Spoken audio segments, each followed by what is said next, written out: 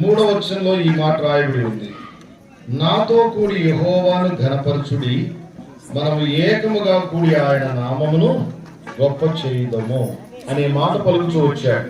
కారణం ఏంటి అనే విషయానికి వస్తే, తన ఆత్మీయ జీవితంలో దేవుడు ఏదో తన పక్షాన, తన పిల్లల పక్షాన, లేక తన కుటుంబ పక్షాన మరి దేవుడు అద్భుతమైన ఆశ్చర్యకరమైన కార్యాలు దేవుడు జరిగించాడు అన్న సత్యాన్ని తన జీవితంలో ఎరిగినటువంటి వాడు ఈ మాట పలికినట్లుగా దేవుని యొక్క వాక్యం మనకు వివరణ ఇస్తుంది.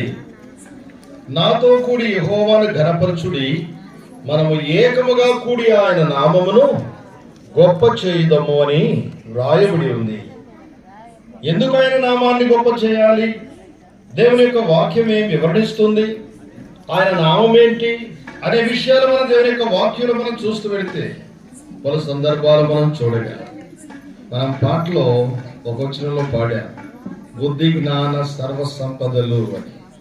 అంత మాత్రమే కాదు, జ్ఞాన స్వరూపి అనే మాటలు ఆ పాటలో వివరిస్తూ వచ్చాడు.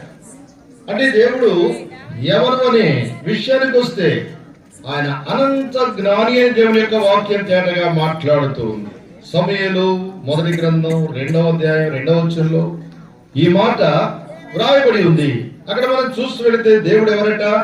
అనంత జ్ఞానం కలిగినటువంటి వాడు అని లేఖనాలు తెలియపరుస్తున్నాయి. అనగా దేవుడే జ్ఞాన స్వరూపి అని లేఖనాలు తెలియపరుస్తున్నాయి.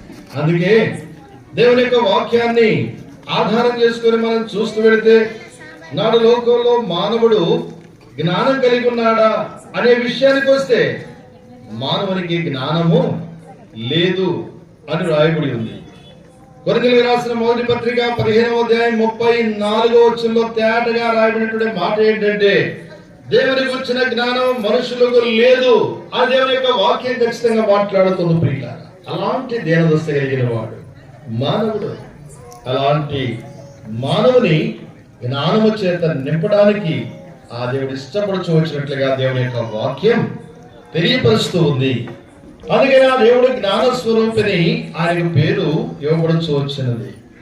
సరే, దేవుని యొక్క వాక్యాన్ని ఆధారం చేసుకొని మనం చూస్తూ వెళితే, ఈ సర్వ ప్రపంచంలో ఉన్నటువంటి మానవాళికి ఏ జ్ఞానం ఇవ్వడానికి వచ్చాడట అని దేవుని యొక్క వాక్యం మాట్లాడుతుందంటే, రక్షణ గూర్చిన జ్ఞానాన్ని మానవాళికి ఇవ్వడానికి ఆ దేవుడి భూలోకానికి అందించినట్లుగా దేవుని యొక్క వాక్యం తేటగా మాట్లాడుతుంది. ప్రియుల, ఎవరికి రక్షణ అవసరమని దేవుని యొక్క వాక్యం తెలియపరుస్తుంది అనంటే, ఈ సర్వ ప్రపంచంలో ఉన్న మానవాళ్ళంతా కూడా దైవ జ్ఞానం లేనటువంటి వారై మరి తమకున్నటువంటి జ్ఞానము చేత జీవితాన్ని నష్టపరుచుకొని సాగిపోచు వచ్చారని దేవుని యొక్క వాక్యం తెలియపరుస్తూ ఉంది. అందుకే మనుషునికి ఏ జ్ఞానం ఉందట? ఏ జ్ఞానం ఉందని యాకోబు భక్తుడు రాస్తాడని అంటే, మనుషునికి దైవ జ్ఞానం లేదు, కానీ ఏముందట? ప్రకృతి సంబంధమైన జ్ఞానం ఉంది, లోక సంబంధమైన జ్ఞానం ఉంది, ఆ తర్వాత దయ్యముల జ్ఞానం ఉందని 3వ అధ్యాయంలో తేటగా వ్రాయబడి ఉంది. యాకోబు భక్తుడు రాస్తూ వచ్చాడు 15వ వచనంలో. సరే, దేవుని యొక్క వాక్యాన్ని ఆధారం చేసుకొని మనం చూస్తూ వెళితే, దైవ జ్ఞానాన్ని మానవుడు గుర్తించినటువంటి దీనదశలో దిగజారిపోతూ వచ్చాడు.